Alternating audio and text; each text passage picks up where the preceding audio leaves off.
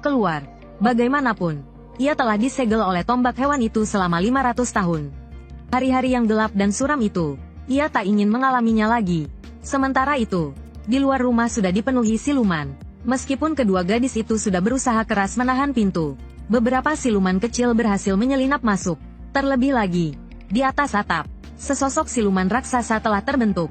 Situasi kini sangat genting. Ushio segera mengancam siluman harimau dengan tombak hewan untuk memberi perintah. Tanpa banyak bicara, siluman harimau langsung menyerang siluman raksasa itu.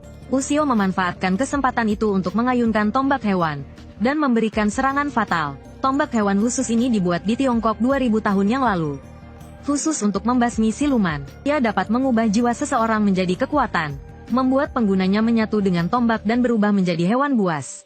Namun, penggunanya juga akan kehilangan akal sehatnya secara bertahap, dan akhirnya menjadi monster yang hanya hidup untuk membunuh siluman. Tora dan Ushio bertemu karena tombak hewan ini. Meskipun tampak akur di permukaan, mereka masing-masing punya rencana tersembunyi. Yang satu memikirkan cara untuk memakan yang lain, sementara yang lain memikirkan cara untuk menyegelnya kembali. Maka dari itu, kemanapun mereka pergi, mereka selalu bersama. Suatu hari, Ushio sedang belajar di kelas. Namun tiba-tiba, tombak hewan di sebelahnya berdengung keras. Tanpa ragu, Ushio langsung mengambil tombak hewan dan bergegas keluar kelas. Dia pun melihat pemandangan ini. Semua orang berubah menjadi batu. Para petugas dengan cepat mengepung gedung sekolah tua itu. Mereka menemukan 5 siswi hilang di sana, dan menganggapnya sebagai kasus penculikan yang sangat buruk. Namun, hanya Ushio yang tahu. Pasti ada siluman yang berulah. Ushio ingin bertanya pada Tora apakah ia tahu sesuatu.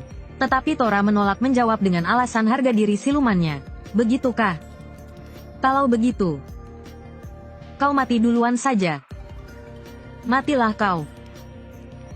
Akhirnya, setelah dibujuk oleh Ushio, Tora menurunkan pertahanannya, dan menceritakan semua yang ia ketahui. Siluman itu disebut pemakan batu. Biasanya, monster ini bersemayam di buku atau benda kuno. Tetapi jika ada manusia yang mendekat, ia akan menyeret orang itu ke dalam penghalangnya, mengubahnya menjadi batu, lalu menelannya. Sementara itu, setelah beberapa kali pencarian tanpa hasil, para petugas memutuskan untuk pergi ke lokasi pencarian berikutnya. Tanpa mereka sadari, target yang mereka cari saat ini sedang meminta tolong di belakang mereka.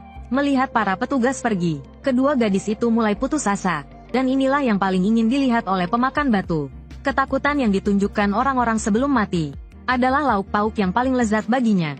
Berubahlah perlahan menjadi batu. Sungguh menyenangkan, sungguh menyenangkan.